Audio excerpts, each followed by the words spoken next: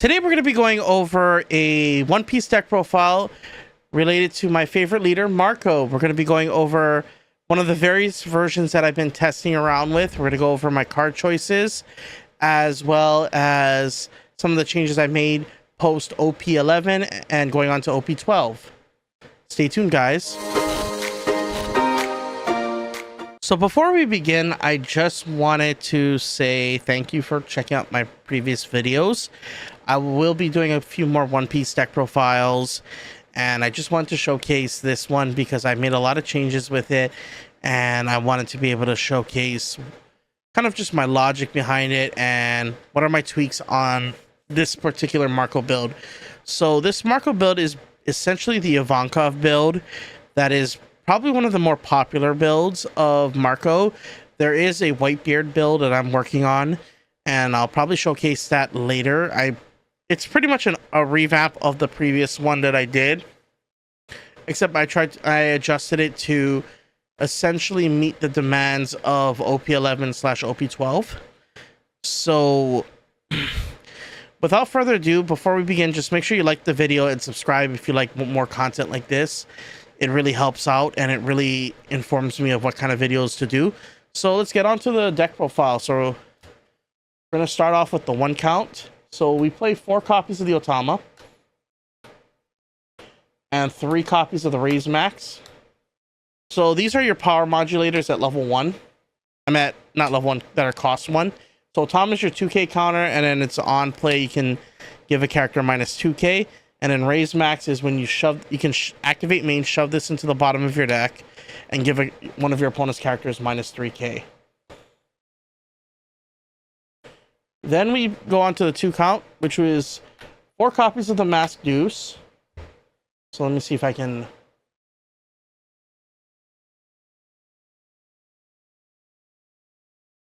Okay. So what Masked Deuce... Sorry, I had to fix the camera. So what Masked Deuce does is with 2 Dawn underneath, you can on attack KO a character with 2k or less. If I can't successfully use him, he's just a 2k counter in hand. And then I also play 4 copies of the Duval blocker, which is an on play rearrange the top 3 cards of your deck to either put it back in the top in any order or put it to the bottom in any order. Then we play 4 copies. Let me just move them around. 4 copies of the Monet. So what Monet does is on activate main, I can rest this card and then give up to my 2 rested Dawn to either my leader or to one of my characters, and give my opponent's character, one of my opponent's characters, minus 1k. So on top of basically the Marco, the Raise Max, and potentially the Otamas, you're constantly just minusing 2k, 3k, 2k, 3k. And it's like every turn it's either going to be 3k because of 2k, 1k, or even 5k with 2k, 3k, 6k, depending on, again, like how you sequence it and set up the board. You're essentially just using it to power down your opponent's characters, so it's easy to knock them out with effects. So Monet helps with that, and it's also able to recycle the Dawn. So like there are certain times when you just play a character and then you're out of Dawn, so this helps recycle it to help you swing for big numbers. And then for the last piece of the 2-drop, I play 2 copies of the Alvida.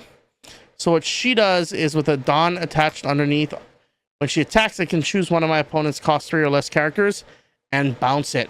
So this helps answer blockers such as Rosinante, as well as just answer characters like Tashigi. So that's it for the 2 drops. For the 3 drops, we play the Heart and Soul of the deck, Emporio Ivankov, or at least the Heart and Soul of this build. So what he does is on play, you get to reveal the top card of your deck. If it's a cost 2, you can play it. If not, you can either leave it at top or put it at the bottom. And then the second effect, which allows you to just really build your hand size. On attack, if you have 6 or less cards in hand, draw a card. So this is the card that most of the time your opponent tries to answer early game. It's just free cards to the hand. And then with our 3 costs, we play 3 copies of the 3 cost Robin from ST21. So what she does is essentially with 2 Dawn underneath, I can KO a character with 4k power or less. So this helps with the softening of your characters. You can even take down 7 drops, 8 drops, and even 9 drops if you sequence it right. And it helps you just easily soften those targets very nicely. And then with the 4 drops, we only play 4 copies of the Tony Chopper. This is your 6k blocker during your opponent's turn. But it's replaced with this 6k blocker, the 5 drop Nami, which is an on play draw 3, and then choose 2 cards from my hand to either put at the top or bottom in any order. So this helps me scalp my Sanji plays, as well as get rid of bricks. And then for the 7 drop, we play our best friend, Edward Newgate. So Newgate is here because he's just the jack of the deck. It allows you to blow the board. And in combination with Marco, the Monet, the Raise Max, and even the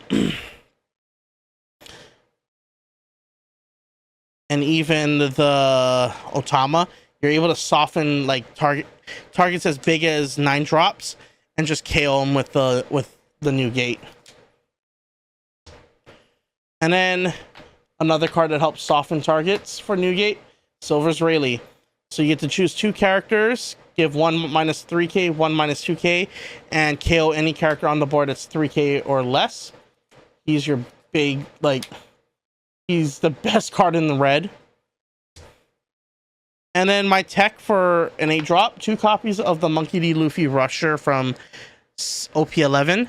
I like this card because it helps close the game out, and it has a nice ability where on attack I can discard a card and either bounce a cost 4 or less character from my side or my opponent's side and return it to their hand. So you're gonna usually bounce any like 2 cost to 4 cost blockers, or in my case any 2k triggers I left on the board, and you get to give Arrested Dawn to either your leader or one of the characters. So this helps you close the game really quickly, and it pairs well with the Sanji, which I play as a 3 of.